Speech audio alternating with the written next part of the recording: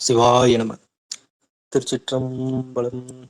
இன்னைக்கு நம்ம சிந்தனை செய்யக்கூடிய தலைப்பு ஸ்ரீ வீரட்டானேஸ்வரர் திருக்கோவில் திருவதிகை. இந்த ஆலயம் எங்க அமைந்திருக்கு அப்படின்னு சொல்லிட்டு பாத்தீங்கன்னா, திருவதிகை அப்படிங்கிற திருத்தலத்துல அமைந்திருக்கு. இந்த திருவதிகைக்கு எப்படி போகணும் அப்படிங்கிற வழியை சொல்லிடுறோம். இப்ப என்னன்னா, நம்ம பண்ருட்டிங்கிற ஊருக்கு போயிடணும். அந்த பண்ருட்டிங்கிற ஊர்ல இருந்து ஒரு 5 கிலோமீட்டர் தொலைவில் தான் இந்த திருவதிகைங்கிற ஊர் அமைந்திருக்கு. லோக்கல்லையே பிரைவேட் பஸ் இருக்கும், லோக்கல் மினி பஸ் இதெல்லாம் இருக்கும், ஷேர் ஆட்டோவும் இருக்கும். போயிடலாம். பண்ருட்டியிலேருந்து 5 கிலோமீட்டர் தான் இந்த ஆலயம், இந்த ஊர். கோயில் வாசல்லே நமக்கு இறக்கி விட்டுருவாங்க. சரி, சுவாமியினுடைய அதாவது ஊரினுடைய புராண பெயர் பார்த்தீங்கன்னா திரு அதிகை வீரட்டானம் அதிகாபுரி. இதுதான் ஊரினுடைய புராண பெயர். தற்போது இருக்க பெயர் திருவதிகை. இறைவனுடைய திருநாமம் ஸ்ரீ வீரட்டானேஸ்வரர்.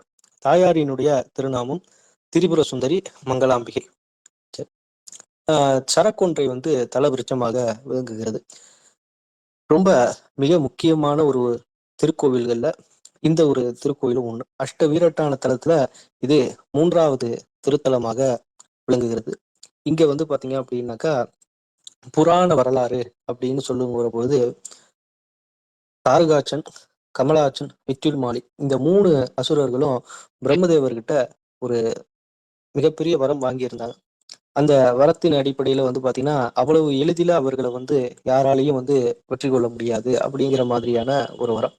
அப்போ என்ன ஆகுது அப்படின்னா, எல்லாரும் போய் சிவபெருமான் இடத்துல முறையிட, சிவபெருமான் சரி நானே இந்த அசுரர்களை சம்ஹாரம் பண்றேன்னு சொல்லிட்டு மொத்தமா எல்லா தேவர்களையும் கூட்டிட்டு போறாரு. எப்படின்னா, சூரிய சந்திரர்களை பாத்தீங்கன்னா தேரு சக்கரமாகவும், ரிக்கு யஜுர் சாம அதர்வனம் இந்த 4 வேதங்களை 4 குதிரையாகவும், பிரம்மாவை தேருக்கு சாரதியாகவும், ஒருத்தர் தேவர்களையும் ஒரு விதமா பாத்தீங்கன்னா இது மாதிரி செஞ்சு மேருமலையை பாத்தீங்கன்னா வில்லாக்கி, வாசுகிங்கிற பாம்பை பாத்தீங்க அப்படின்னாக்கா நானாக்கி, அந்த அம்பா திருமாலை பயன்படுத்தியிருக்கார்.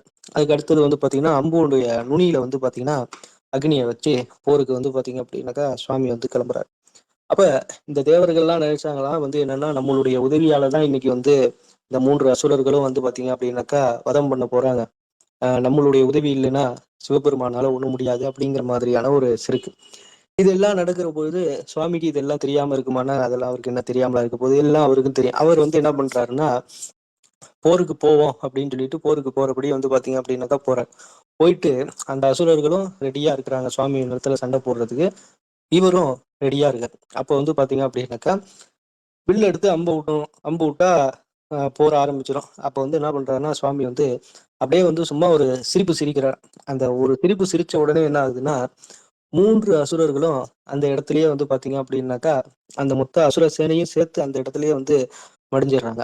அப்ப இந்த தேவர்களுக்கு எல்லாம் ஒரு மிகப்பெரிய ஒரு சங்கடமா போயிடுது. என்னடா இது, நம்ம நினைச்சோம் நம்மளாலதான் இந்த யுத்தம் நடக்க போது, நம்ம தான் இந்த யுத்தத்தை ஜெயிக்க போறோம், நம்ம இல்லைன்னா அவர் ஒண்ணும் இல்லைன்னு நினைச்சோம். ஆனா பாத்தீங்கன்னா இவர் நம்மள ஒரேடியா அடிச்சுட்டாரு, ஒரே ஒரு சிரிப்பு சிரிச்சாரு, அதுல மொத்தமா நம்மளுடைய சோழியே முடிச்சு விட்டாரு அப்படின்னு சொல்லிட்டு அந்த தேவர்கள் எல்லாம் ரொம்ப அது என்ன சொல்றது, ரொம்ப வெக்கி தலைகுனிகிற மாதிரி ஆயிடுச்சு இந்த ஒரு சம்பவம். அதுக்கப்புறமேட்டு தன்னுடைய ஆணவத்தெல்லாம் விட்டு தேவர்கள் எல்லாம் சிவபூஜை செய்ய ஆரம்பித்தாங்க. அந்த தேவர்கள் சிவபூஜை செய்த தலம் தான் இந்த தலம். ரொம்ப அற்புதமான ஒரு ஸ்தலமாக இந்த ஸ்தலங்கள் பாத்தீங்க அப்படின்னாக்கா விளங்குகிறது. இந்திராதி தேவர்கள், இந்திரன், பிரம்மா, மகாவிஷ்ணு, அதுக்கு அடுத்தது சப்த ரிஷிகள், அஷ்டத்துக்கு பாலகர்கள், நவ கிரகங்கள், பஞ்ச பாண்டவர்கள், இப்படி எல்லாருமே பாத்தீங்க அப்படின்னாக்கா இந்த ஆலயத்துல இறைவனை வழிபாடு பண்ணியிருக்காங்க. ஒண்ணு.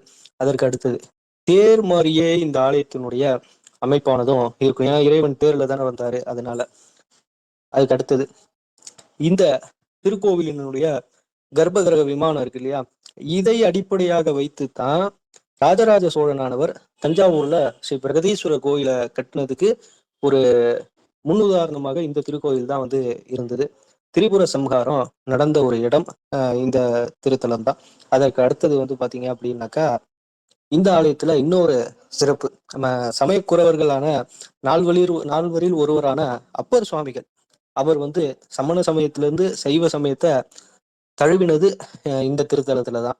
தன்னுடைய சூளை நோய் காரணமாக தன்னுடைய தமையக்கையாரை பாத்தீங்கன்னா சொல்றாரு, இந்த மாதிரி திலகவதி நாச்சியார்கிட்ட பேசுறாரு, இந்த மாதிரி உடல்நிலை முடியலன்னு. அப்ப திலகவதி தாயார் அவங்களுடைய திருக்கரங்களால பஞ்சாட்சர மந்திரத்தை ஜெபிச்சு திருநீர் கொடுக்குறாங்க. அந்த திருநீரை வாங்கி அப்பர் பெருமான் பூசின உடனே அவருடைய சூளை நோயானது நிவர்த்தி ஆகுது. கூற்றாயினவாறு விளக்கிலீர் அப்படின்னு சொல்லிட்டு ஒரு திருமுறை வந்து பாடுறாரு. அதுதான் திருநாவுக்கரசு நாயனார் பாடிய முதல் திருப்பதிகம். அந்த முதல் திருப்பதிகம் பாடப்பட்ட இடம் இந்த திருக்கோவில் தான். இதுக்கப்புறமேட்டு தான் அது அது அவருடைய பேர்ல வந்து திருநாவுக்கு அரசு அப்படின்னு சிவபெருமான் வந்து அப்பருக்கு வந்து திருநாமம் சூட்டியதும் இந்த திருத்தலத்துலதான். சரி, இப்ப இந்த கோவிலினுடைய தரிசன நேரம் அதை வந்து பார்த்திடலாம். கோவில் வந்து பாத்தீங்கன்னா காலையில 6 மணியில இருந்து பிற்பகல் 12 மணி வரையும் தரிசனம் பண்ண முடியும். அதே போல மாலை 4 மணியில இருந்து இரவு 8:30 மணி வரையும் இறைவனை தரிசனம் பண்ண முடியும்.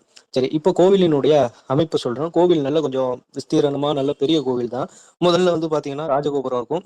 ராஜகோபுரம் தாண்டின உடனே அதிகார நந்தி, விநாயகர், கொடிமரம் இவங்களெல்லாம் தரிசனம் பண்ண உடனே திருநாவுக்கரசு நாயனாரினுடைய தமக்கையார் திலகவதி நாச்சியார் அவர்கள் வாழ்ந்த இடம், அதாவது அவர்கள் அந்த திருக்கோவில்ல தொண்டு செய்த இடம்லாம் அங்க இருக்கு. அப்படியே பார்க்கலாம்.